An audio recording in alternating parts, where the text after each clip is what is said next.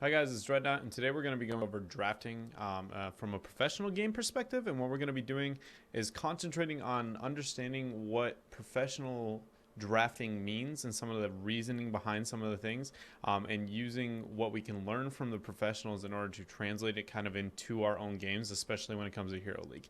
Yes, there are blatant differences between the professional level of play, like for instance bans, which are slowly going to be implemented into Hero League, but mainly what we want to be doing is trying to understand why the draft is going a certain way from a professional standpoint, so we can understand what we want to be doing when it comes to building our own comp in Hero League and everything else. So as I said, today we're going to be starting with that. So we're going to go over some of the kind of advantages and disadvantages of certain situations, what the advantage of first pick is, what the advantage of second pick is. Then we're going to be moving on to applications of like kind of these advantages and these small plays, if you will, that you can make when it comes to a draft.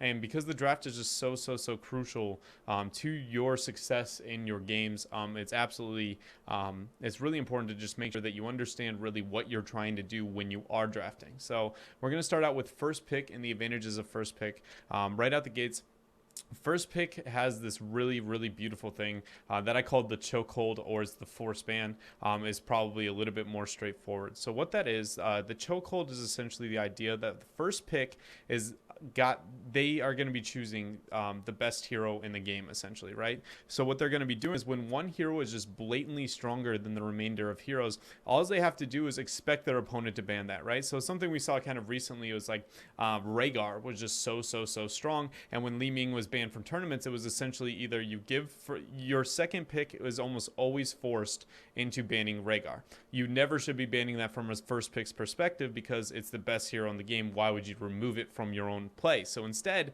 what they did is they would ban who they didn't want to see as a response against the Rhaegar, right? And so that's really one of the biggest advantages of being first pick, is you get that chokehold. You're allowed to, you can manipulate just the entire draft really heavily. So it's a really good move anytime you can. The next one is role isolation, which is it's crucial for both draft positions. So we're going to be touching up a little bit more in depth on that one because it's absolutely crucial. And this is role isolation is what you guys are going to be doing in your games the most. That is what you're going to be trying to apply the most, because even though you don't have bans, yes, it's still role isolation is going to be something that comes into play when you're playing Hero League, and it's very crucial, and it's a very how do I say this? It swings the tempo of your draft very quickly. So definitely something you guys are going to be looking to there. So there we go. Moving on to the next one, we're going to have 3 heroes before the second ban. So one of the beautiful things that comes out from the advantage of first pick is that they end up picking up 3 heroes, where second pick only gets 2 heroes before the second ban phase comes in. That's really awesome. One of the downsides of first pick is actually that it's very revealing, which we're going to see that later on in some of the draft applications that we're going to cover. It's so revealing that it's hard to have like this pocket strategy when you are that first pick. You can still pull it out, but it's easier to predict if your opponent's trying to be heads up because of that third hero, right? And next disadvantage that actually first pick gets is that you the 4 hero loss versus 3 hero loss is something that I want to talk about. So what you see is right at the very beginning, you're going to have a ban phase coming out from first pick. So you ban, your opponent bans, then you end up picking 1 hero, and then there's one ban, and then 1 pick, right? So that's 3 heroes, and then second pick gets the pick. So they only lose 3 heroes. But on the second ban phase, if you are first pick, what actually happens is that you walk in your next 2 heroes, right? You pick your first one, you pick your next 2, and then the ban phase is going to hit. So your opponent bans, then you ban, and then they pick 2 more hits. That's 4 heroes instead of the 3. So it's actually a pretty big disadvantage in what I call, I'll talk about it this next one, it's essentially the turn, or when it comes to the second pick spot. So that's actually a really big disadvantage when it comes to first pick as well. As long as your first 3 picks are really strong, it's not going to matter as much, but it's still something to consider when it comes to discussing what it means to be first pick on the competitive level. So here we're going to move on to what it means to be second pick. So second pick really kind of thrives whenever there's a double OP meta. Usually tournaments set it up that if you get the option of either choosing the map, or you get to choose if you want first pick or second pick. And if a lot of teams really like first pick, even when it's not always the best. And it's kind of funny. you can get the first pick, and then what happens is they'll take, or you pick the map, they get first pick, and then you get second pick. And in a double OP meta, it's really awesome. So a double OP meta is what I want to talk about, is when there are two heroes, not just one, two that are just way better than everybody else. Now you run into a situation to where you are going to be if your first pick bans one of those OP heroes, then you just ban that OP hero as well. But if they don't ban it, then you don't either, because they can only pick one hero. You don't have to be under the pressure of worrying about that ban, right? So you're like, let's say that Li Ming and Rhaegar, for instance, kind of were outstanding a little bit there before some of the nerfs that might have come in and everything else, but they were significantly considered some of the strongest people that you guys played in Hero League, right? So in a traditional drafting situation on the professional level, if those two are significantly stronger than everything else, in your second pick, if your first pick opponent does not ban one of those two, neither do you, because then they pick one, you get one and something else, right? So you leave open what you want your options to be in that situation. In a single one OP situation, they're at a very significant disadvantage. Role isolation again is going to be very, very crucial, which again we're going to get to right before we start applying stuff. It's going to be the next slide here, and then second pick, like I said, it's very meta dependent on when it's going to have large amount of success. It's not like first pick is blatantly broken. It can be in some metas, honestly, but at the same time, for the most part, usually it's a pretty balanced out system, and it's just something to think about, that the meta really changes how strong is second pick. And what I was talking about there when it comes to the losing 4 versus 3 heroes, one of the beautiful things about being second pick is that you only pick 2 heroes before the second ban phase. And when that happens, it means like essentially you haven't shown really any of your cards, right? Those last 3 picks can be a very good swing in the game, right? So then not only that, you can also do the reverse chokehold when the second ban phase comes along. Whatever's OP and left, you essentially get the first pick phase exactly like your opponents did during the first ban phase. You get in the second. Keep in mind, it's usually not as influential. Because it's not in considering the entire hero pool, but it's definitely still really influential moment in a lot of drafts, and it's something to look out for, especially with top tier teams and top tier drafters. So that's a really good situation there. So both of them having advantages and disadvantages. All right, so now we're on to what is role isolation. So role isolation, this is just kind of a term I've come up with. It doesn't have to be called this, but mainly what I want to discuss is really the types of roles that heroes fill, and when they have those heroes that fill those roles, you want to make sure your opponent does not get them. When you're drafting and you're banning, you always want to ban out the one half of the role, like for instance Jaina versus Kael'thas, Falstad, Zagara, Raynor. We'll talk about all these. So that's the burst. Jaina and Kael'thas they fill a burst role. It's very good to always have a burst dealer on your team, almost always. Sustained damage dealer is absolutely necessary. If you need anything in every single comp, and one would most likely be a support, which is debatable still, but more importantly than that, the must-have is going to be sustained damage dealers. If you don't have a sustained damage dealer, you pretty much lose every team fight that you don't one-shot your opponent. They're really, really, really crucial. So having at least one of those is typically very, very common when it comes to building composition, and it's usually a safe bet to say you need at least one burst-oriented hero. I don't like calling them mages because they don't have to be a mage. They just have to be somebody who legit just looks at you and eliminates you from this world pretty quickly. Engage and crowd control is another kind of role, if you will, that depending on the meta, it's very, very, like for instance, the Stunlock meta, removing engage and crowd control was really, really crucial, where it's not so much anymore, but it is something that you will see as metas develop, being a really relevant chokehold point when it comes to draft maneuvers.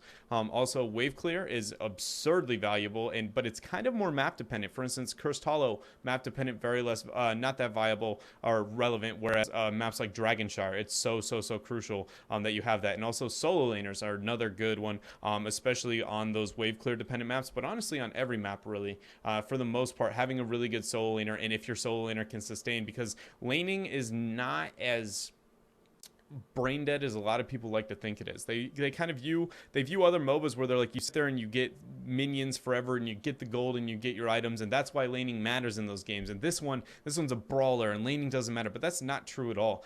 Professional laning matchups are absolutely crucial, and they are considered when drafting in a lot of areas, especially when it comes to solo laners. So it has a very heavy influence on the game, because if that one lane is constantly losing, then it draws aggro from your opponents. Okay, let's say say your solo lane's constantly losing. Now you have to go help him, which then makes you weaker in a different lane. Those front walls lead up to levels. Those levels lead to talent tiers, and all of a sudden you're playing Cursed Hollow. You've lost 2 front walls, and now you can't contest. Your opponent's 10. They have a curse. It's the worst case scenario. Laning is very, very relevant, and it's considered here when it comes to this role isolation. So what I was talking about was when you are first pick or your second pick and you're drafting, what you want to do is you want to remove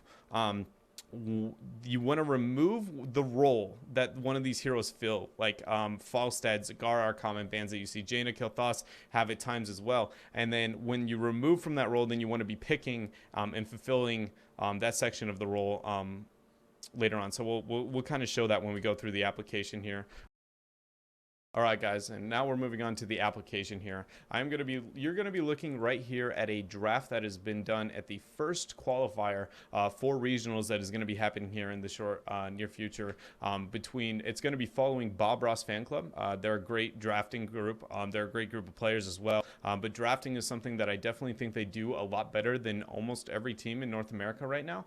They're really, really good when it comes to that, and we're going to be looking at some of the things that they do that's really good and bad. So one thing I want to clarify, though, the reason I'm pulling from kind of an earlier meta is largely because this is a great learning tool, in my opinion, when it does come to meta, just because the meta is very, very straightforward at this time.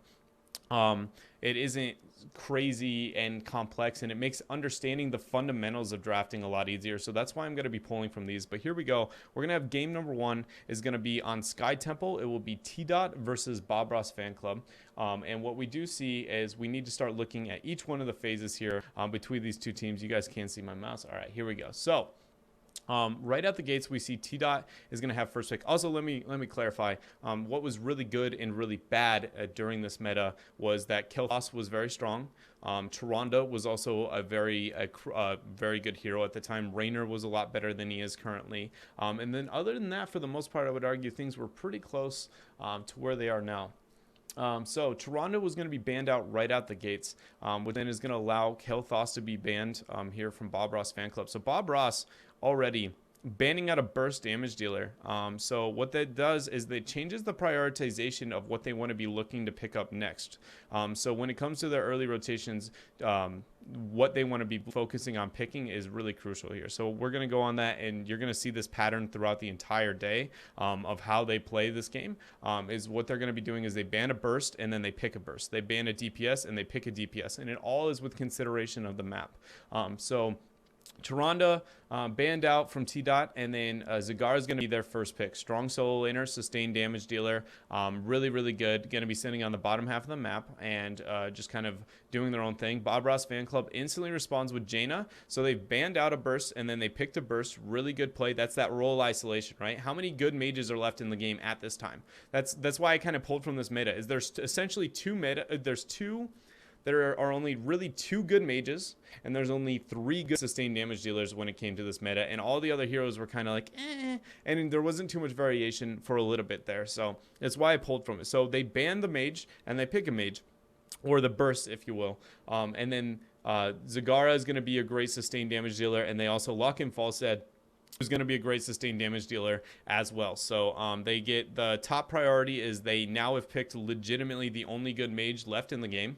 And then they walk in and pick Falstad, who's a great sustained damage dealer as a response here. So T-Dot then goes into Lieutenant Morales and Raynor, which is now 2 sustained damage dealers and a healer who just sits back and pretty much wants to heal. Very good healing as long as uncontested. So hard engage is really, really good on the side of Bob Ross, just because Morales is so susceptible to being killed or flanks and everything else.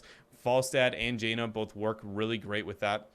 And so it's really a good pickup. But what Bob Ross actually does here is really crucial. They understand that with that number one, the game before this, T-Dot played Cho'Gall. I don't know if they saw that, but they did play Cho'Gall. And then the next thing they do is they see Zag and Raynor and Medic. Those all work really, really well with the Cho'Gall. So when it comes to the next ban phase, they look to remove that from their opponent. So they instantly go in. They're going to lay down the ban on Cho, and it was a very heads up on their part. And that's what we were talking about when we were going over how first pick is really, really revealing, right? Is they had to reveal so many good picks to go with the Cho'Gall. Keep in mind, Cho'Gall is obviously a very unique example, and it's hard to do it with Cho'Gall no matter what, but it still shows that first pick, it's very hard to get away with that kind of strategy and play. So they end up banning it out from them, and a really good move from Bob Ross there. And now they're in a situation to where their opponents have very little that they can do. That their whole comp honestly was built around that. They have no burst. They have no way to draft a burst. Even if they did, it's just the comp from Bob Ross at this point is very, very strong comparatively. The Uther is going to be banned out here, so they're going to be banning a healer because they have a healer on their side. Really heads up on their part to be looking to do that. So you always pretty much, when that second ban phase comes in, typically, unless your opponent has a great synergy, all you're looking to do is like essentially limit the greatness of the synergy of your opponents is really what it comes down to. So Thrall or Uther, in my opinion, wasn't necessarily the greatest ban, but because they had a support, it's good to ban a support in that situation.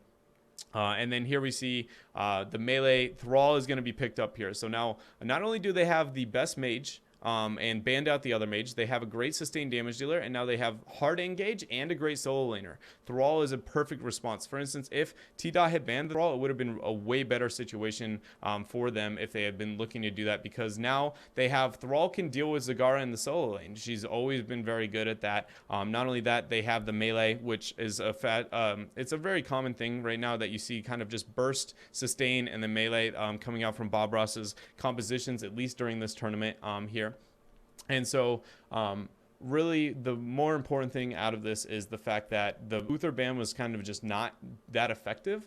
And so Thrall was essentially the role isolation, the solo laners, right? How many people can actually deal with Zagara one-on-one? Not very many. So removing Thrall, which is hard engage, which is exactly what Medic is susceptible to, and removing a strong solo laner would have been a very good ban from T-Dot. I don't know if it would have recovered their draft enough to make something happen, but realistically, they essentially got nothing out of that ban, and now Thrall is going to be picked up, and this is really, really scary when it comes to Bob Ross's composition. Now Stitches locked in, good tank. All comes down to really what Bob Ross wants to be doing with their composition, but really the big play here is the isolation and then the picking of the same role throughout the entire game. So and then Murden, because the beautiful ban from Cho'Gall, the main reason I want to show this draft is just because how awesome it was that they understood that Cho'Gall was the prime target. It also shows the banning Kel'Thas, picking Jaina, really good power play, concentrating on the sustained damage dealer, and worrying about that solo lane, all while working on this map.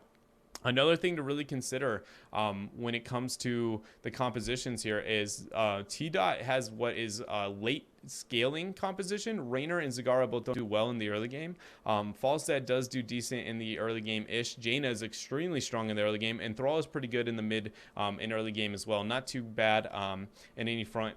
So really, they have a really good advantage when it comes to the early game aspect, and how they capitalize on that is crucial. So now that's a whole nother video that I'm going to be working on, understanding your role in a team fight. But when you are drafting, it's very important to understand the scaling of your team, because if you aren't able to compete with your opponent's composition at levels 1 through 10, you're going to have a really, really hard time. That's why Diablo Tyrande and like Tyrande meta and Stunlock meta was so crippling, is because you couldn't compete with any Tyrande composition levels 1 through 9, and if you fell behind too far, there was essentially no coming back.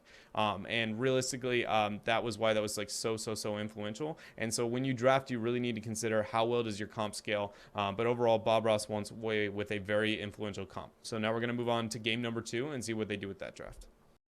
All right, guys, and here we are. We're going to be at game number 2. Bob Ross is going to be playing against Tempo Storm here. So Bob Ross makes the exact same thing. They do the role isolation that we were talking about. They are essentially going to ban the Falstad out. Really great pickup right now. So they isolate one of the sustained damage dealers, only leaving 2.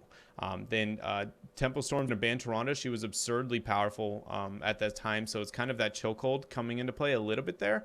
She was falling a smidge out of favor there, so it wasn't as blatant as a chokehold play when it came to the first pick decision making, but it very much was influential. there. So then you see Bob Ross goes with Zagara, right? So this is the first time that we see by going through these drafts, not only do they ban the roll isolation here, you roll isolate sustain, you pick sustain.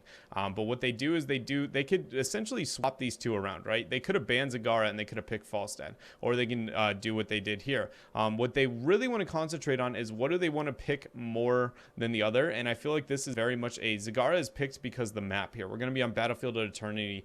We're doing damage to the Immortals is absolutely crucial. So we see them now considering their pick ban order and developing a composition on the map, right? So every hero has like kind of that role that they fill that we were talking about with that role isolation, but some gain more or less value depending on what the map is. For instance, Falstad gains more on maps like Dragonshire because the global is really strong, but at the same time, that's a little bit of a bad example because the solo lane provided by Zagara is phenomenal on the top lane because that's a 1-4 map, but that is another video again to kind of get over all that stuff. But essentially each map provides certain heroes get a little bit better and a little bit worse, and so how they prioritize them is really crucial depending on the map, and this is a perfect situation seeing the sustained damage removed, and then Zagara is going to be picked up. They have their sustained damage dealer and it works well on the map.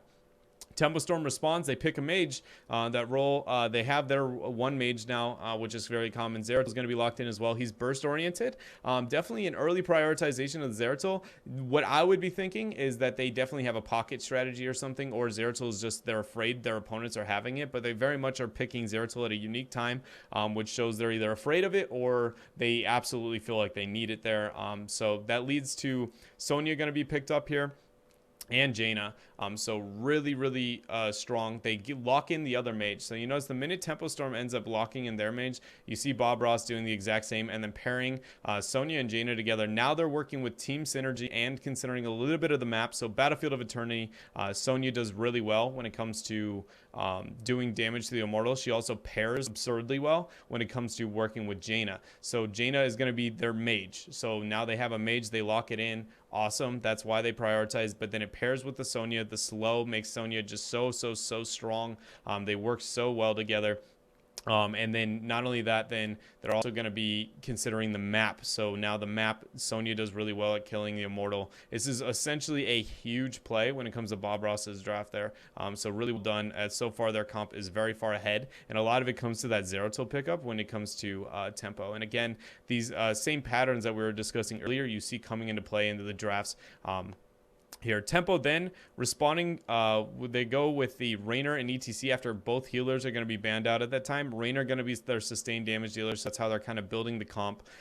Everybody kind of going with the sustain with a burst and then figuring out if they want to run a melee, if they want to run a double mage, something like that, double support. And that's why I was saying this meta was really nice to teach from because it's simple. Other metas are going to be more and more complex, but if you understand the fundamentals, you can eventually evolve to understanding all of the metas, really.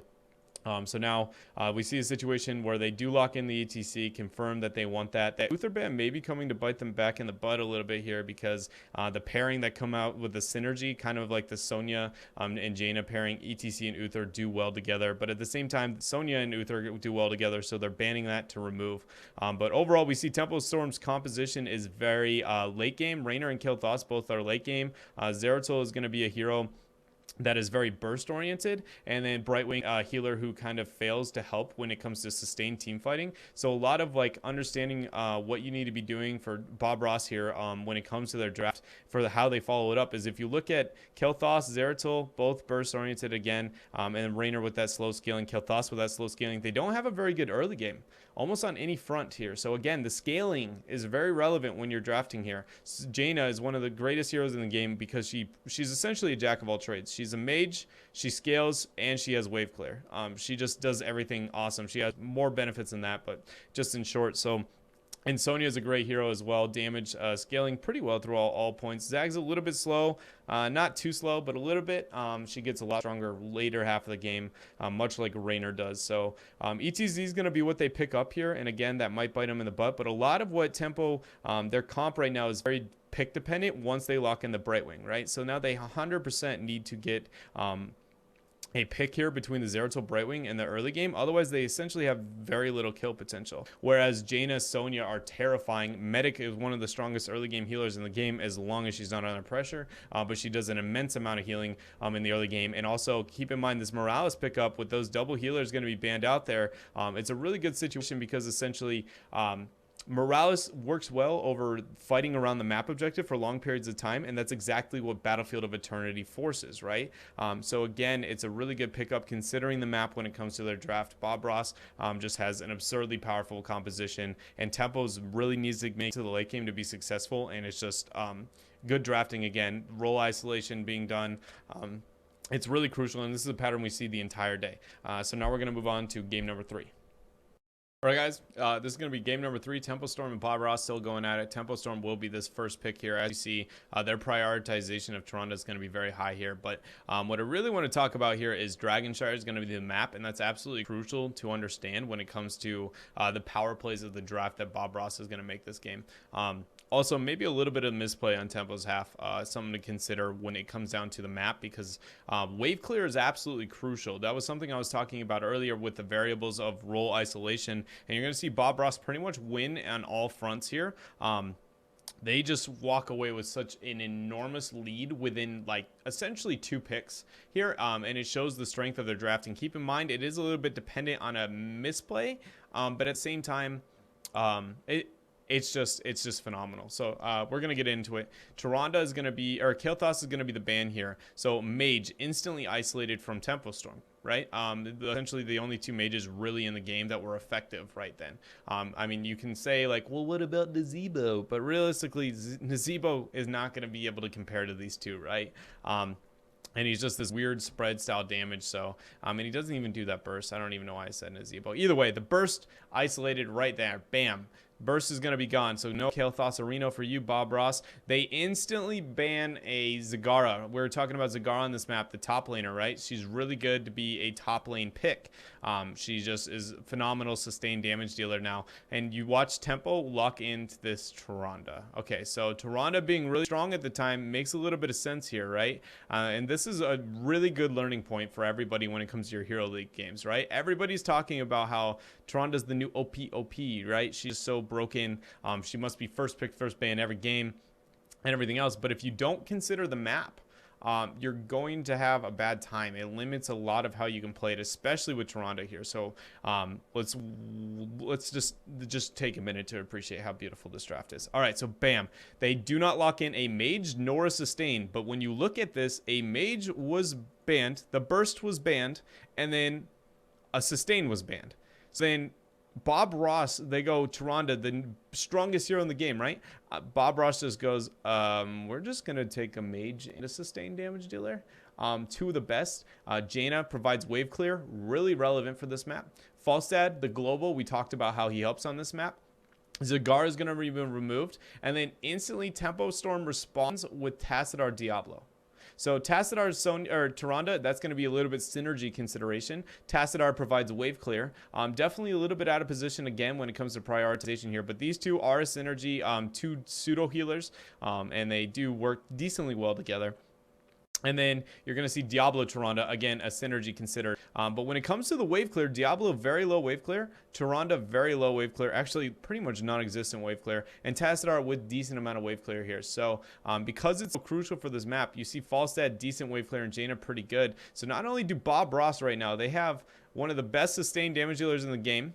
And they also have the global, which synergizes on the map, but then they also have a really good wave clear and the only mage really kind of left up right now. So they are in a huge spot when it comes to their composition, and their wave clear is the most important part, honestly. So now we see Tempo Storm. They're really strong in levels 1 through 4, or 1 through 9, excuse me. Really strong composition here, but they struggle to have, essentially a really good damage dealer at any point in their composition right now, right? So then Tempo Storm locks in those 3, and Bob Ross is going to be put into a position where they decide to ban Zeratul. And I like this ban a lot from Bob Ross with how weak of an early draft out of those first 3 picks you see from Tempo. Bob Ross is going to ban Zeratul, which is one of the few heroes that no matter how bad your draft is, he can make you win a game because Void Prison is such a strong spell. So then this is like the dream situation. Sonya's going to be banned out here. And so now let's talk about the lane isolation with those role isolations we were talking about. So they've isolated, essentially 2 roles have been isolated: sustained DPS and mages. So Bob Ross walked away with a sustained DPS and a mage, and then 2 are off the table. There's no mages left. There's only 1 DPS left, and he has 0 wave clear. Like sustained damage dealer, he has no wave clear, right? So Falstead's the only sustain with a lot of wave clear. Zag is actually pretty good at it as well, but she's banned out from this situation. So it's just an awesome draft here. Then the Sonya ban. Oh, this is the dream for Bob Ross. So Zagara is one of the best solo laners in the game. Who can really compete with her at that point, right? Not too many people can actually handle Zagara in the lane. So you remove her, then who's left? So then in the upper lane, you're going to have a really good skirmish. Thrall is going to be one of those responses to being a great solo laner. Tassadar is a medium level solo laner. He kind of just does his own thing. Sonya is a good solo laner as well, right? So by banning out the Sonya and Zagara already being banned, and the next phase goes over to Bob Ross, this is that second pick tempo swing I was talking about. That Thrall pickup is huge because it not only removes like the melees from tempo and their possible draft, but a lot of it's coming down to they just got the great solo laner, an absolutely phenomenal solo laner, while all the other solo laners are kind of removed. Tassadar can hold his own, but again, he doesn't really win, whereas Thrall like really kind of he'll be able to dictate the pace of kind of the lane. So now Tass is forced into that solo lane because nobody else can deal with the Thrall because Zag is out of the situation, and it's just such a big win. And then it's paired with ETC Thrall with that soft synergy a little bit, just really hard to engage. It works really well. Any form of CC is always good.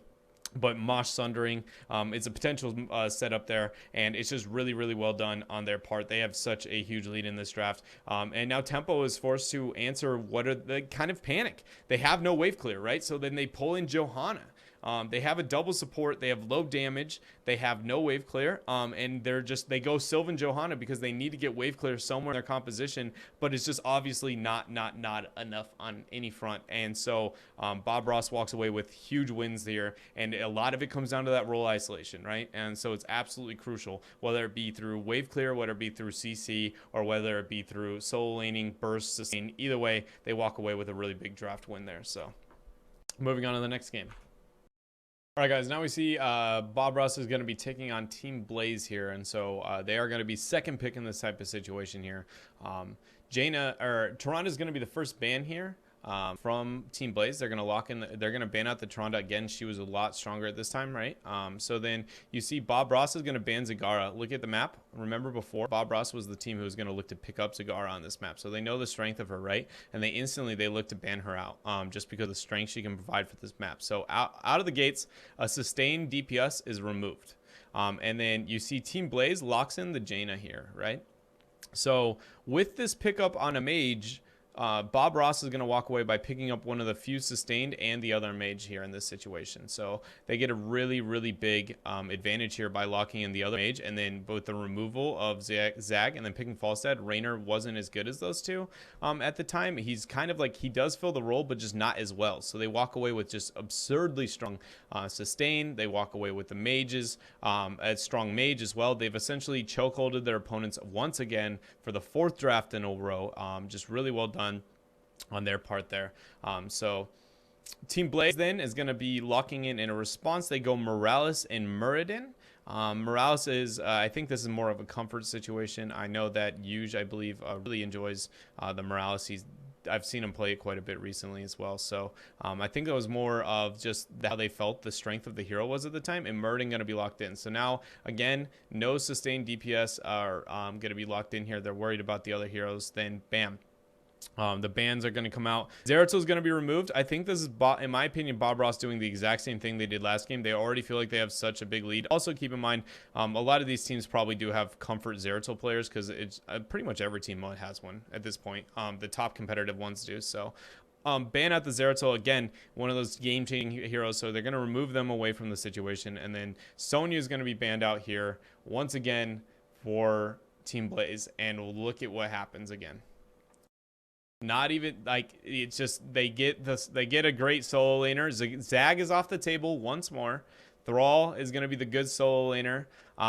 He's going to be a really great solo laner. He's going to be a good melee. So they essentially remove the option of their melee, which Sonya pairs better with their comp. But either way, it's like they remove the melee, but then they give them Thrall, who's a better solo laner than Sonya, and debatably stronger-ish. It's all situational, but realistically, on the 1-4 map, to give them the really good sustain, give them a really good mage, and give them a strong solo laner. No chokehold on the no role isolation at all against Bob Ross for the second draft in a row, and they walk away with just a huge lead here. And then Lunara Stitch is going to be picked up there. Blaze just likes they have a lot of unique strategies, and they like to run a lot of different ones, so that's going to be probably something they practice and really liked, and then go with that. And then Uther is going to be picked up as synergy with Thrall and ETC there. And he also works with Kael'thas just because it allows Kael'thas to do a lot more. Like Arcane Barrier at the time mixed with D-Shield was just crazy.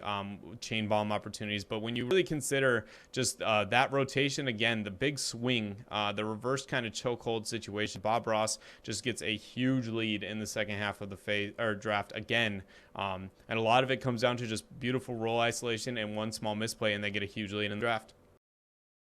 All right, guys, here we are in the final game here. We're going to see Bob Ross taking on Team Blaze once more. And again, same thing, role isolation you see from Bob Ross when it comes to their draft. Really well done. They straight up just ban out the Zagara, and she's going to be the sustained DPS and the solo laner. This map, Blackheart's Bay. Blackheart's Bay has a really good solo lane on the bottom half of the map. You need to be able to not lose that lane, so they're going to ban out both the solo and the sustained DPS. And then Team Blaze is going to respond with banning Kael'thas out here. So with that KT ban, they sit in a really neat situation here, because Bob Ross is going to prioritize. For the first time, a team kind of puts them in a situation where they ban a sustain and they go, okay, we're going to ban a mage, and you have to answer which one you want. They do respond with Falstad, as we would expect. It's the same pattern they pulled for the rest of the draft early in the day, but then also Jaina is going to be locked in. So now banning a mage, picking a mage. First time we've seen a team do that against Bob Ross, right? And then I really like this next pickup on their part. They do lock in a Thrall. So Thrall is going to be that great solo laner. He's going to be just a phenomenal solo laner. And the reason he's such a good priority pick right now is because of the removal of Zagara, right? So that removes one of the great solo laners. So then they end up locking themselves in a mage and a great solo laner. And then later transition that into banning out the Sonya, which I do like.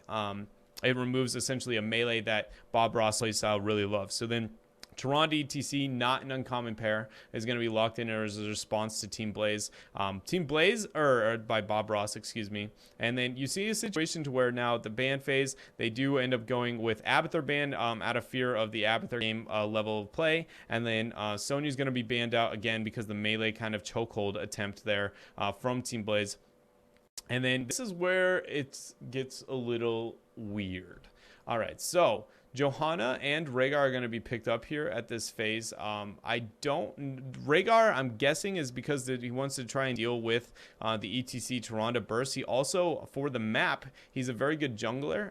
He's one of the few that can just go on and jungle on his own. Thrall can also jungle on his own on this map. So, but Johanna is going to provide a large amount of wave clear and be the tank that they decide to lock in. And I think a lot of it comes down to wanting to deny the Asmo, or deny or make sure they get these pick and hide the Azmodan in this situation, because they wouldn't see the Asmo. I think they knew that they wanted to. I don't honestly know, but it is a situation to where when they do make this move into the draft, Bob Ross then is going to lock in Tassadar, again, the pairing of the synergy. He also, keep in mind, Tyrande delays really well when it comes to the turn-in. Tassadar also delays infinitely well when it comes to the turn-in, and then Zeratil does a really good job with those assassinations. So again, not only are they considering the map when it comes to their pick bans, but they're also doing synergies together, and then they're worried about how to win team fights and everything else. And then Team Blaze is going to lock in that Azmodan.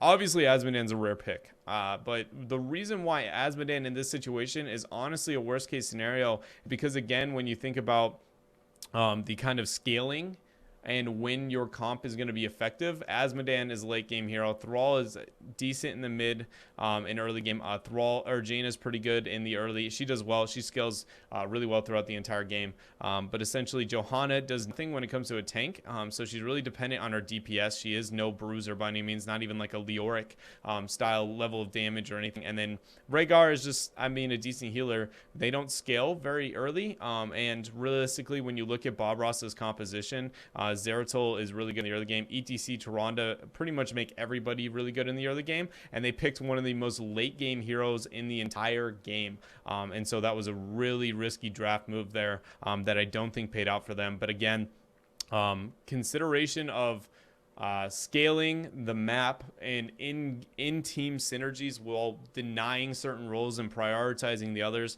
It just left and right here from Bob Ross the entire time. And so it just shows why they're such a good team. Their drafting and everything else is something that everyone can learn from.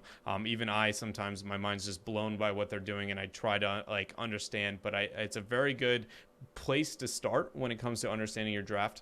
And now we're going to move into why it matters, why you should care about the professional drafting, and how to apply it again kind of to your own game. So all right, guys, now we're to why does this really matter? So it's really crucial to understand these kind of drafting moves and what makes the value a lot for yourself to get to your Hero League games. And the reason for that is because it really makes you understand what is the meta and why is the meta, and really kind of understand decision making when it comes to sustained DPS versus burst DPS versus wave clear and everything else. And you're arguing, well, like if I don't have my team and they're not going to be working well with me, but if everybody is pretty well educated, you're going to be walking away with a really, really strong composition. And like I said, this isn't an absolute law of how you should be drafting or anything else, but it is a good step because a lot of you do struggle with the idea of what it means to draft. And really, when you understand the professional level of draft here, you're going to really get where OP, like how OP a hero really is, depending on how much, if they're the only one that's OP, like we were talking about that double OP situation or a solo OP, how much second pick is forced to ban them, right? Whereas we saw recently Rhaegar has been a must ban from the second position, or it just looks so grim when it comes to the remainder of the draft there. And really it shows how powerful those heroes really, really, really are. It's usually the heroes that get played aren't the OP ones. It's the ones that get banned by second pick, really. And also, you can understand, depending on prioritization of certain, as the teams of certain heroes, right? Like, whether or not that double OP situation happens. So Li Ming and Rhaegar, if those are really that broken, right? You can understand that you see, okay, every time Li Ming's banned, Rhaegar's banned. There's probably a reason for that. And you can really value where the hero's strength really come from, by watching the professional scene. Also, it's going to help you understand how to build a better composition, which is going to be another video I want to do some other time, but it's really going to help you understand what's good at the current time, why it's going to be good, and allow you to move forward to become a better player. And so hopefully you guys learned something from this. It is my first video, and I mean, I just hope that you guys walk away understanding the situation, feeling like you're a better player. I know this might be a little bit more advanced. I plan on having a lot of videos at a lot of different levels of skill level and everything else. So it's going to be it's honestly going to be a huge journey, and I'm excited you guys are here with me. So until next time, guys, thanks for tuning in. I'm Dreadnought, and go fast and take chances.